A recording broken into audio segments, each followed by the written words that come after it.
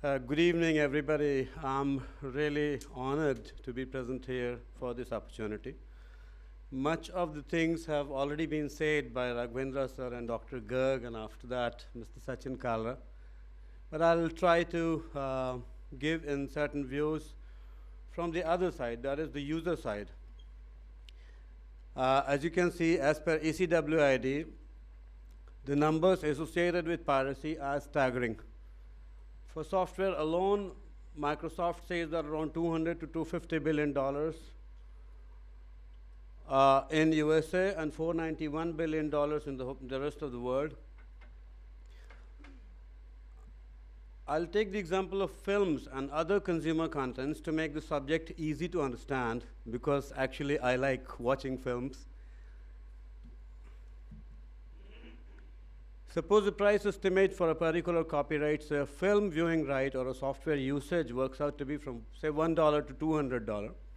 If 60% of the potential market out of this calculation starts using pirated versions of the same data for 5 to 10% of the original price, the investments get sunk and companies involved may go bankrupt.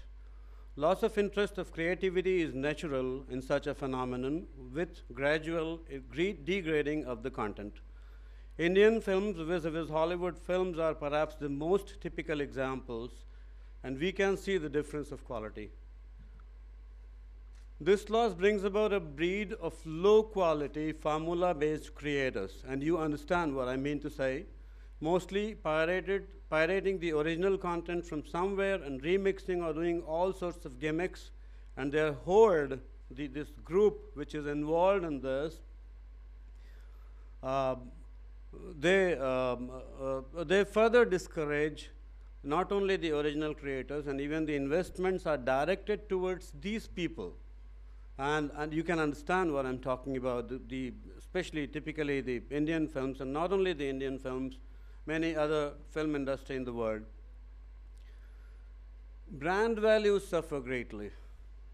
I don't know how safe it is to discuss this thing openly, but I'm not afraid. The makers of the Thugs of Hindustan thought that by hiring two great iconic individuals, Amitabh Bachchan and Amir Khan, their copied creativity of a similar Hindi film will be a box office hit. But the result was hazardous. But there is something more to it. What about the content absorbers or the users? Approaching the subject from this angle, where the stakes of the common man are involved, we observe that the following impacts are way more serious. Common man has maximum stake and also suffers most. How? The impact on quality is devastating. Totally. Almost totally. Those who can't understand English are deprived of the opportunity of watching a good quality film. Right? And it has been addressed to some extent since when the converted films have started coming. What do you call them? The Hindi versions. We often assume that common man doesn't need high quality, and that's where we are wrong. Who imagined that the volume of smartphones with 4G connectivity and involving humongous amount of IPRs like SCPs and individual parents, designs and family parents, etc. will sell more in Indian villages and tier 2 cities? It happened because the standard of technology was so high. As Dr. Garg talked about, the business models have to be changed.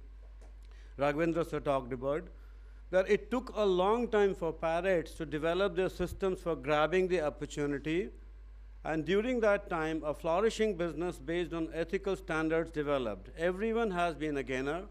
Original creators, mostly out of India though, Indian traders and sub-assemblers, service providers, and above all, the common man. How? Because common man associates the claim of rights with riches. Now, why I'm telling that, that will be clear further. Perhaps a threadbare truth of free society. Everybody wants money. Everybody wants money. And the common man wakes up and shakes up out of the sheer frustration to come out of his plight and decides to be a startup, which typically is my case also. In a resource-crunch society, the startups may actually be a door-to-door food caterer or a grocery supplier or the likes. And communication is very important. And before the GSM technology came in, communication structure, the infrastructure was really, really poor. A minute for the main business pillars: quality and communication with peers, customers, suppliers, service standards, relations, the other thing being common. The comfort factor is the service which gives you the order. Cost to customer, customer base, you know that. Systems, quality systems, operational systems and all that. Supplier base. And as you can see, communication is the second strongest pillar required for enterprise building, and it has really contributed to the growth of India, the India what we see today. And then the entire activity of derivative startups starts. Many of such startups are supported by angels and educated class for mutual benefits and various initiatives and learning curves coming together. And many of these startups shape into mega enterprises and employment creators, and thereby contributing towards national and international economy. Even though not so obvious to the common man, but such progresses happen in the environment of genuine intellectual property. And copyrights, design rights are the easiest forms of common man, the common man can benefit from, because patents are the tough things. I have filed a couple of patents, of course, and I know how difficult the technology is, development of technologies, and what are various costs involved, etc. So these things can add value and can bring the common man whose ambition is to become rich and to beat the competition. But there is a threat now. The cheap products and services are the seeds of poisons which have already been sown. And what will happen? The deprivation of opportunity of access to quality contents, deprivation of business opportunities based on genuinity, and especially in smaller sectors or startups, because we have much lesser means to protect what we are doing. For example, no examples, maybe later on I can discuss. Then job loss with original creators, because the jobs with original creators are much higher paying, etc. And those people who are involved in various gimmicks and under the table activity and all that, all sorts of wrong means, may not really pay that well. The best part is, while protecting our own turf, we as enterprises can take care of the subject well, because genuine self-help actually helps society in general. Now, certain measures which we can take: the harder a product is to steal, as both the gentlemen from the government sector talked about, the less motivated people will be to steal it. If it is substantially easier to buy the product than to steal it, and there I'm talking about the costs also, more people will be willing to pay. Use of embedded technology in software that enables to collect forensic evidences and cross-correlate with the source, inclusion of a click-through agreement, etc., which is already going on.